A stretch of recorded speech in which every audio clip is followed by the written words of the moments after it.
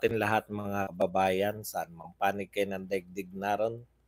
Dito na naman tayo sa another episode ng ating vlogs. Badong Rattles po. Pag-uusapan natin ngayon, ito po, no? Si VP Sara Duterte po, dumalaw na sa mga namatayan ng na sundalo natin. Doon po sa may pakikipag-clash po sa mga maute, no? Ang tanong, nasa ng Pangulo? No? Parang hindi po natin na nakikita o parang hindi po natin naaasahan si Pangulong Marcos na magpakita sa mga ganyan. No? Iba talaga yung Duterte. No? Alam niyo po yun, yung kumbaga ugali yan eh. Yan, mahirap sa inyo mga Duterte kayo eh. Masyado kayo. No? Kayong mga Duterte, masyado kayo. Minana pa ni Inday. Kaya kayo mahal ng mga tao eh, 'di ba? Walang ano sa inyo eh, wala kayong anong tawag doon, wala kayong pakundangan, no? Yung yung pakikiramay nyo talagang totoo. Kaya ano talaga kayo, no? Nagmana ka pa Inday sa yung ama. Okay, pag-uusapan din po natin, yun nga, no? Nasa ng Pangulo? At saka yung balak po ng ating First Lady. Alam nyo, parang hindi ko po alam kung nananagad na po ba sila na mababalitaan mo na sangkatutak pa yung ganito na magpapatayo pa ng exhibition center na nagkakahalaga ng 18 billion. 18 billion exhibition center.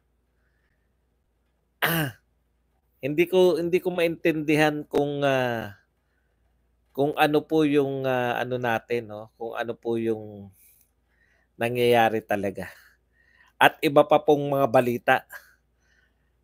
Yan po mapag-usapan natin, pero bago yan, kung bago ka pa lang dito sa ating channel, mag-subscribe ka na.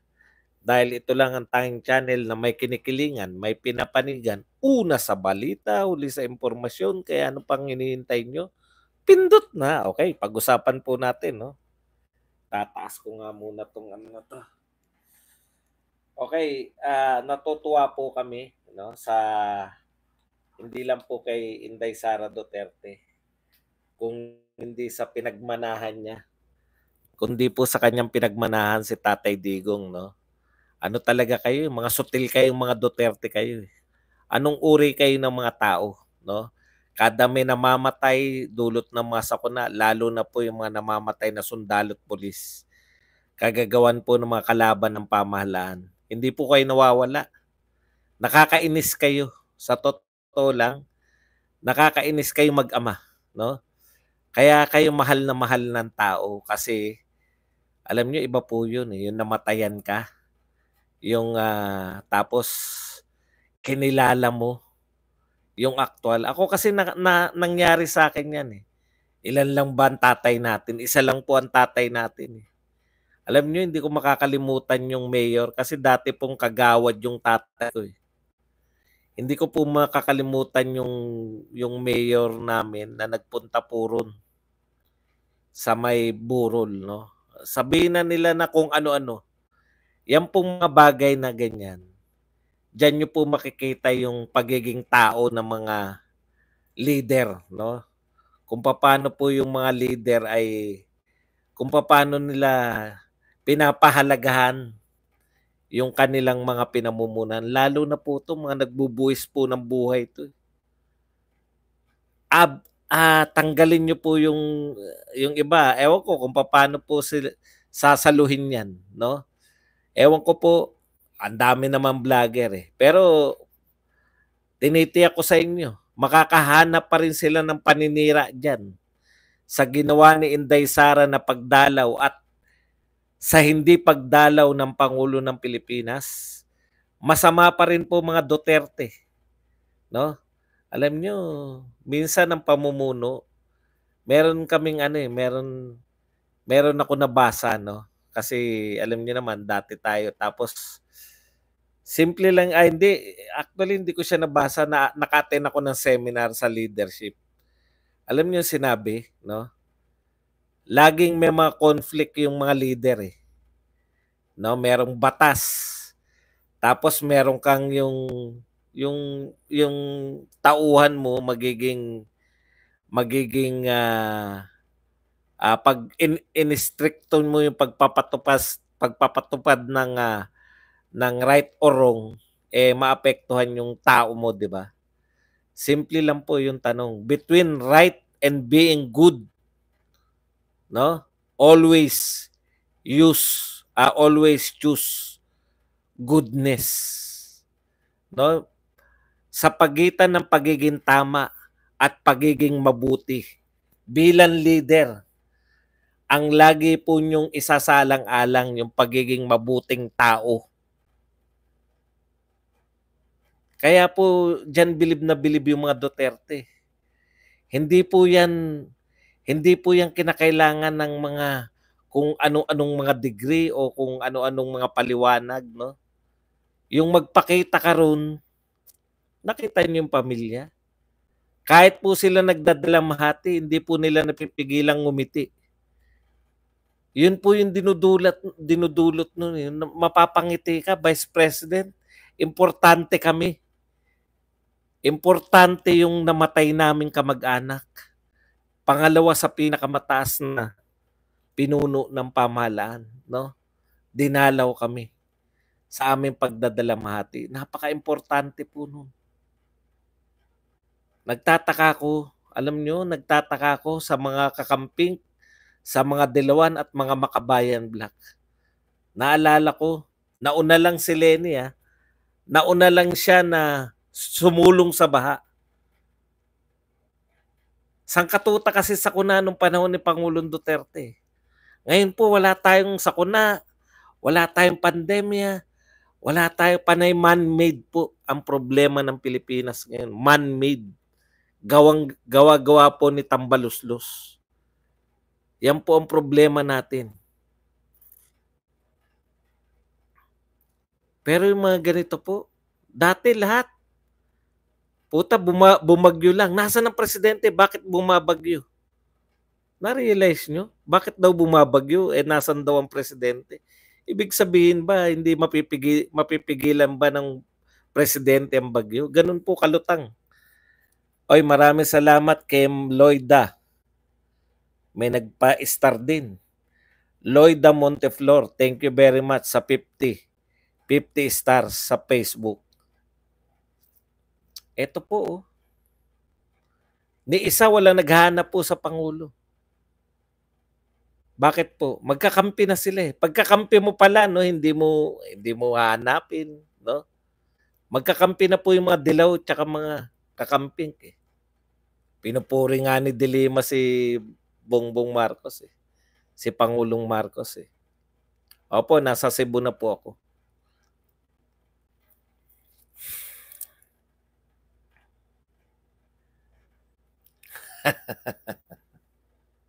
Nakakatawa sa no? Nakakatawa manood sa magbasa sa Facebook.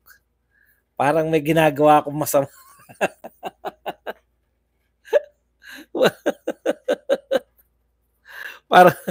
parang ang sama-sama akong tao pag binabasa ko yung comment nung nasa Facebook, parang ang sama-sama akong tao.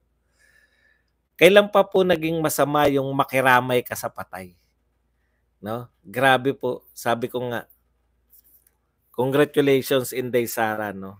Ayan po. Aral kayo ng aral, no? Naghagilap kayo ng expert. Bakit hindi natin mapabagsak yung popularidad ni Inday Sara? Bakit hindi tayo umaangat?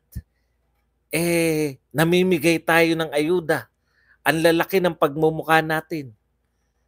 Bakit si Inday Sara hindi natin matibag-tibag sa pagiging number 1?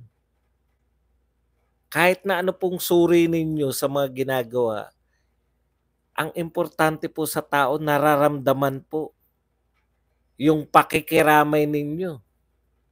No?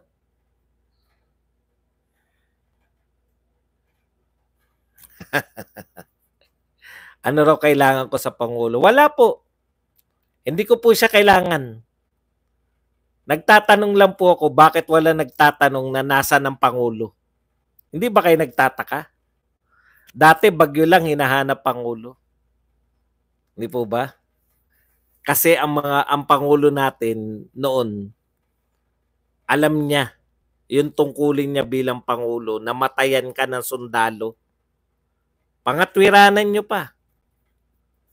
Pangatwiranan nyo pa na tama na hindi nakikiramay yung Pangulo sa sundalo. Yan ang tama sa inyo.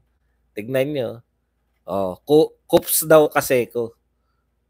Kups daw ako kaya dapat talaga daw hindi. Ang ibig mo sabihin, hindi talaga dapat na kikiramay yung Pangulo. Kami pa ang kups. O, ganun po ang katwiran nila, no? Pag nakiramay si Inday Sara Duterte, kasi mga kupal tayo. No? Mga kupal daw tayo, kaya nakikiramay si Inday Sara. Kung sino pa yung nakiramay, tayo pa kupal. Baliktad eh, no? Ang magandang ehemplo pala,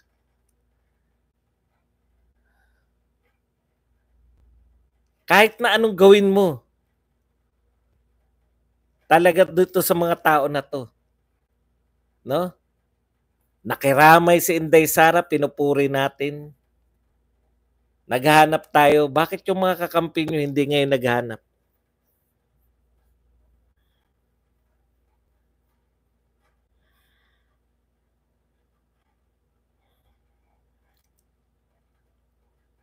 Okay yun. Pero wag nyo kami tawaging nakikiramay kami. Okay. Alam mo pala eh. Ikaw din, hater ka eh. Nagtataka lang ako. Hindi. Iba yung sinabi, William. Iba yung sinabi mo eh. Sinabi mo, kupal kami.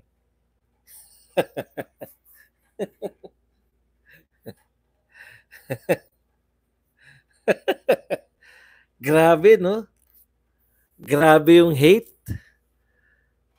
Antindi. Antindi po, no?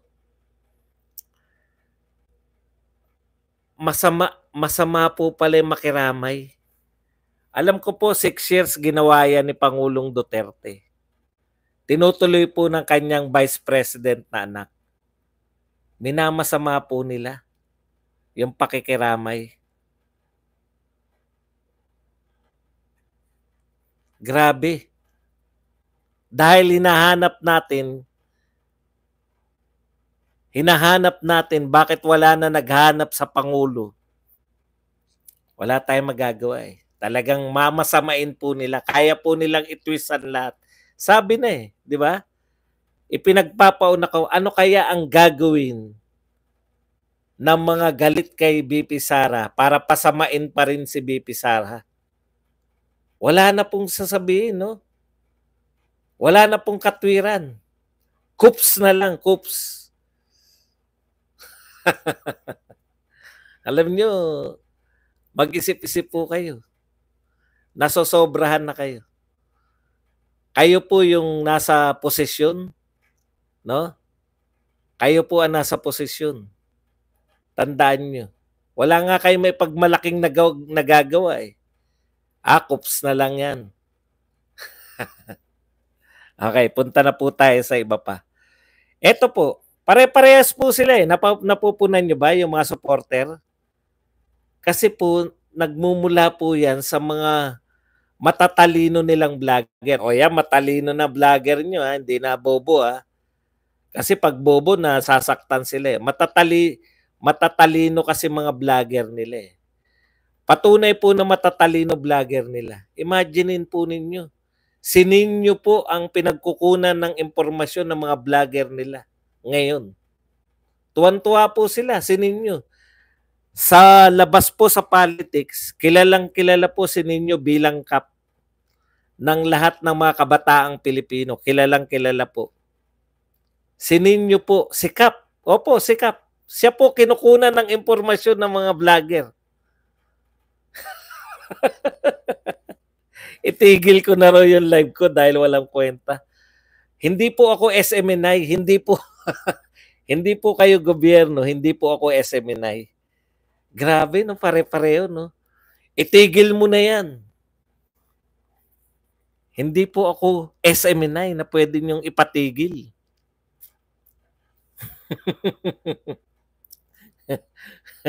No? Antindi. Tawag Coops.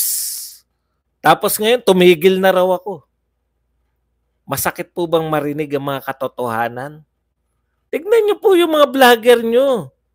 Kung hindi po sininyo ang kanilang pinagkunan ng impormasyon tungkol po dun sa pinapasok daw, di umano, na mga bayaring babae sa Malacanang. Ako pa patitigil. Pumasok ka rito tapos patitigilin mo ko. Grabe no. Ay, hindi po tayo titigil. Hindi naman tayo SMNI eh. Okay. Ito pa po patunay na sila po ay talagang iba na po yung utak ng mga yan. Ito po, meron pong isang nagngangalang Makapili Ultraman. Sabi niya, iyakan na naman ng mga DDS dito. Yan. O ito, kakampi niyo to.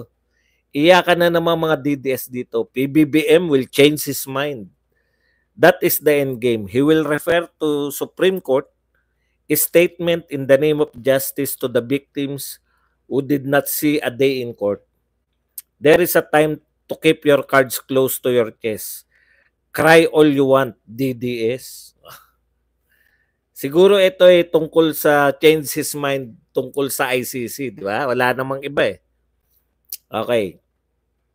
Alam mo, Makapili Ultraman, tuwan-tuwa ka pa, pinagmamalaki mo na yung Pangulo ng Pilipinas ay pabago-bago, no?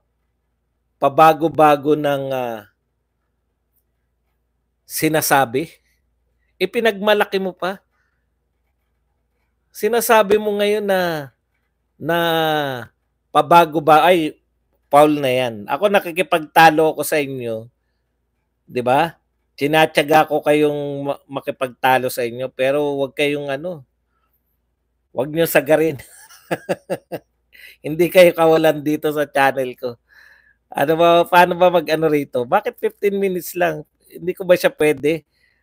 Yan. Sumobra ka naman. Nakikipaglokohan na nga ako sa iyo eh.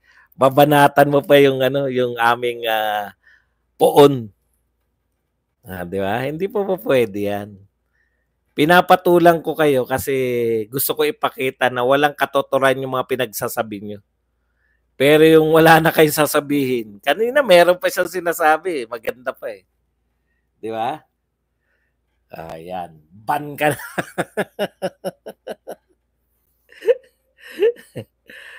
Okay, tuwan-tuwa ko rito kasi bakit mo naisip na dapat maging proud kayo na magbabago ng isip si Pangulong Marcos tungkol sa ICC? Nawindang ako ron eh, no? Talaga, nakaka-proud po yung Pangulo na pabago-bago isip. Anong uri ng mga supporter to mga to, no? Mas willing pa sila na magbago ng isip si Pangulong Marcos tungkol sa posisyon niya sa ICC. No? Kaysa hindi pabago-bago yung isip ng Pangulo. Nakakantsawan na nga si Pangulong Marcos sa pabago-bago ng posisyon, pabago-bago ng isip. Tapos kayo okay lang para lang mapahamak si Tatay Digong. Ang tingin niyo ba talaga sa mga supporter ni Tatay Digong? Susunod na lang. Pangalawa na ngayon, pangalawa ng rally ngayon. Kung hindi niyo pa naunawaan. Malaki yung rally sa Davao. Okay, sabihin niyo naman, siyempre Davao yun. Ito po, Cebu na to. Makikita po natin. Di po ba? Okay. Sa iba pa po. Marami po rito eh. O bukod po, eto maganda 'tong sinabi ni Joy Cruz. Actually, Joy 'to, hindi 'to Joey. Joy Cruz. Si Joy po 'to eh. Nakuha pang makipag-date ng Pangulo at hindi man pang nakumusta ang mga sundalong namatay sa engkwentro sa Lanao. Pinagdidiinan ko lang. Pinagdidiinan lang ni Joy. Oy, thank you very much muna sa nagpakape. Nakalimutan na natin. Sino ba 'to nagpakape? Teka lang ha. Siyempre, nagpakape yan. Si Lerma Kinet. We support you, Kuya Badong. Maraming salamat, Lerma Kinet. Ayan, i-add na natin siya as moderator. Okay, thank you very much, Lerma Kinet. Pinagdidiinan ko lang, sabi ni Joy. 110 billion plus ang tinapya sa budget ng pension ng AFP at iba pang MIU. Kinuhanan niya ng pera military at police para may pang-ayuda. Yan po. Yung 500 billion po na sinasabing pang-ayuda. Ayon po sa expose nito nila Joy Cruz, ay 110 billion tinapyas sa budget ng military pension para ipasok dyan sa AKAP, sa iba pang ayuda. Pinapaalala lang natin. Okay. Punta po tayo sa iba pa. Marami pa po tayong bala bukod po dun sa, alam nyo, baliktad din, no? Magiging usapin yan, sabi ko na eh. Magiging usapin po yung pagdalaw ni Sara Duterte. Pero kasi, kaya siya magiging usapin kasi gagawa nila ng usap na naman. Alam niyo po, totoo po yung mga Duterte. 6 years pong ginagawa ni Pangulong Duterte. Wala po nagsabing pinipeke niya. Kaya po pag may nagsabi na pinipeke lang ni Sara Duterte yung pagdalaw-dalaw, kayo na po bahalang humusga. Kung sila ba ang peke o sino. Ayan, no? Nakiramay sa pamilya ng mga sundalong nasawi sa Lanao del Norte. Nakakainis. Nakakainis ka.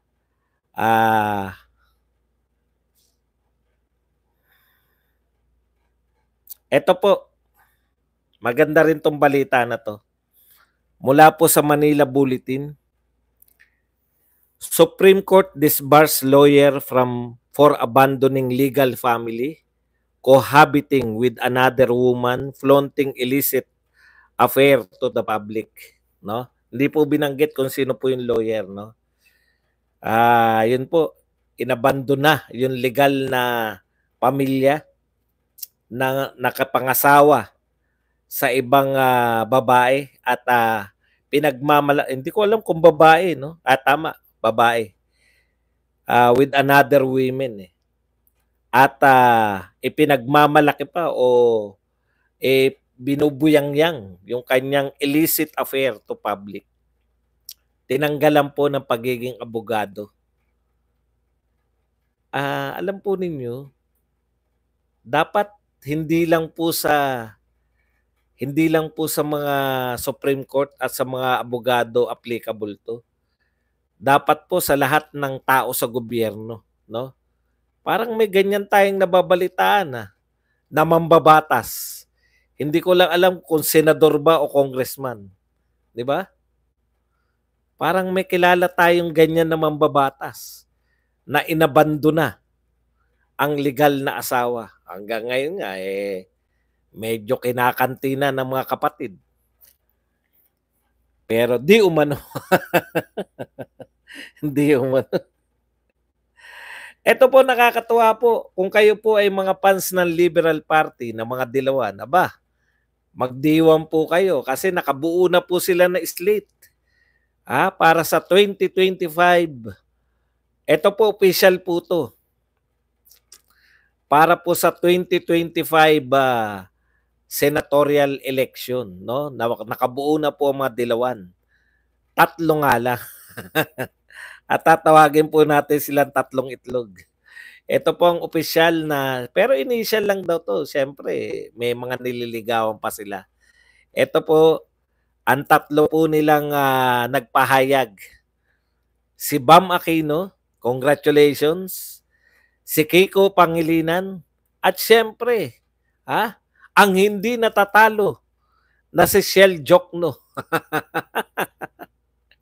Ang walang katalo-talong si Shell Jokno. Straight. No? Ayan. Sabi naman po ng kanilang spokesperson na dating Senador Laila de Lima, marami pa pong susunod. Marami pa pong susunod. Kaya po, abangan na lang daw natin. In fact, meron po silang nililigawan ngayon. Nililigawan pa. May nalalaman pa kay nililigawan. Meron po silang nililigawan. Hulaan ko lang Yan ba'y nagsisimula sa letter L at nagtatapos sa Lenny?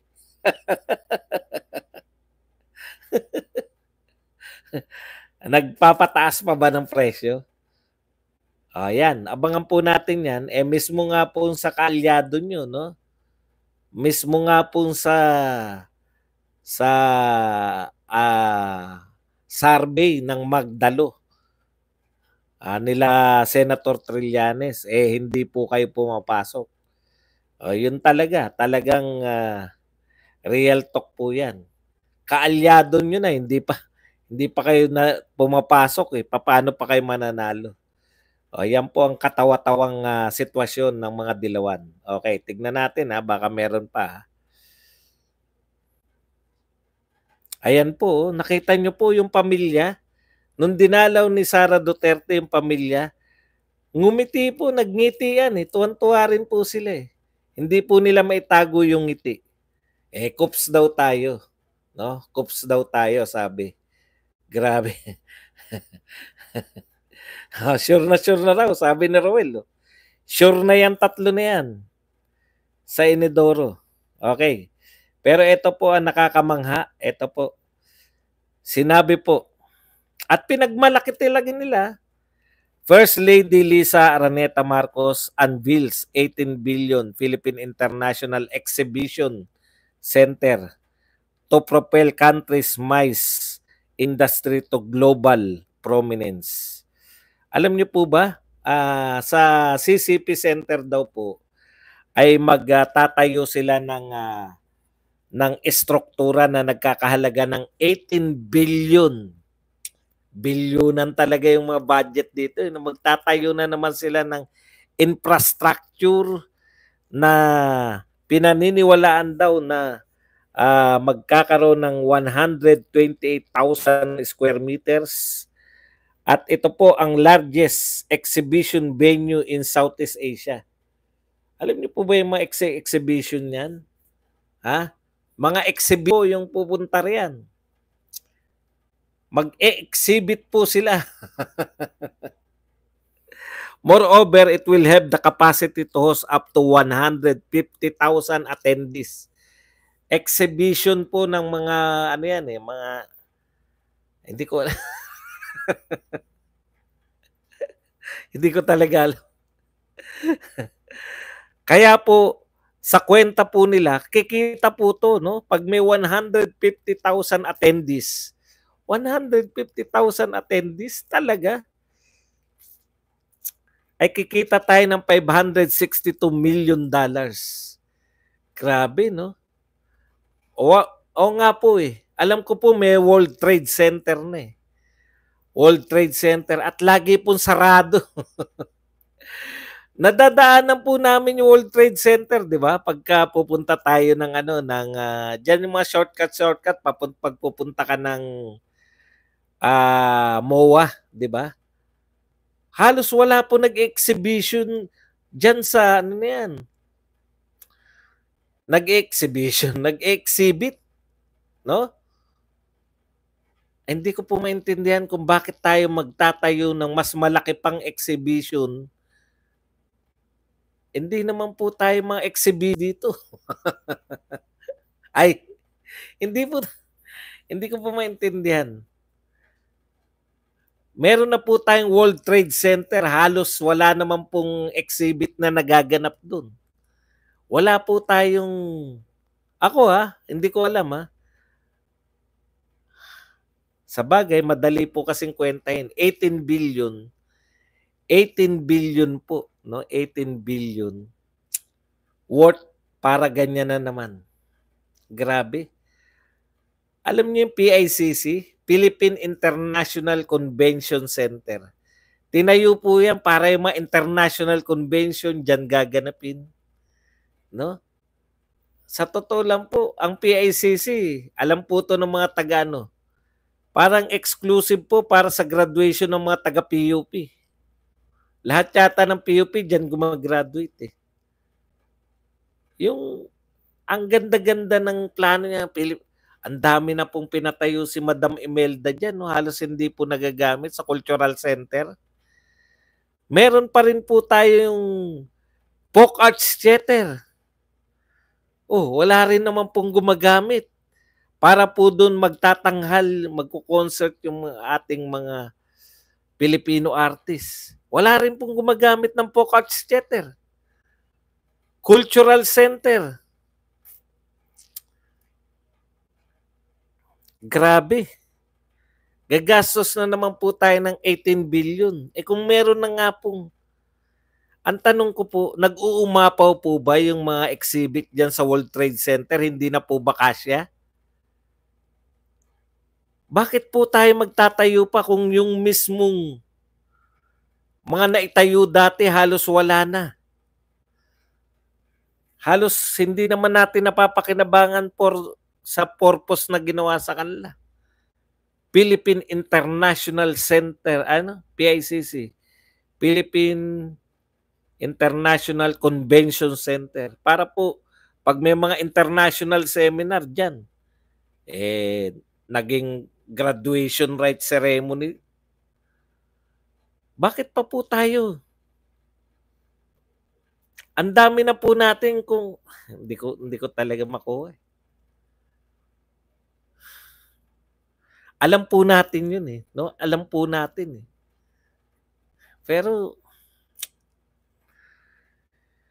hay nako, ang buhay nga naman ng Pilipinas, no?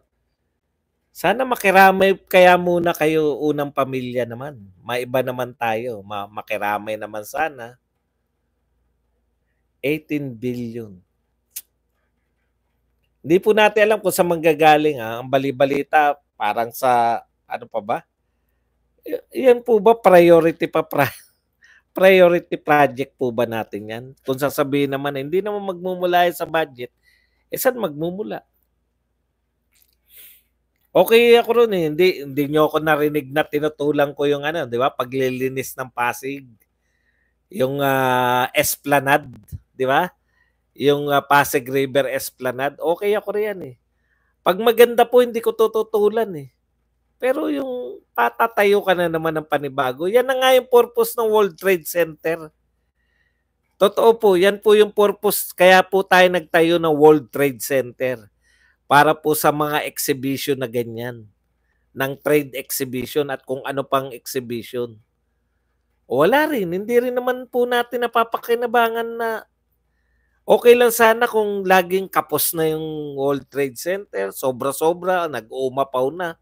Kailangan natin ng bagong venue. Yun nga. Yun ngang World Trade Center halos walang makagamit Hay nako. Yung priority talaga natin yung priority ng ating mga nasa gobyerno. Folk Arts Theater, bukas pa ba yun? Nadadaanan ko po parang wala naman pong kaganapan doon lagi. Alam ko doon kami nanumpa nung kami ay mabibisto mabibisto pala yung aking trabaho.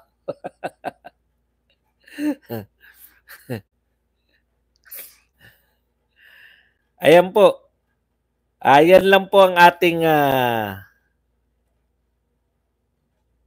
wala na ba? Teka lang tignan ko lang baka may nakakalimutan tayong magandang talakayin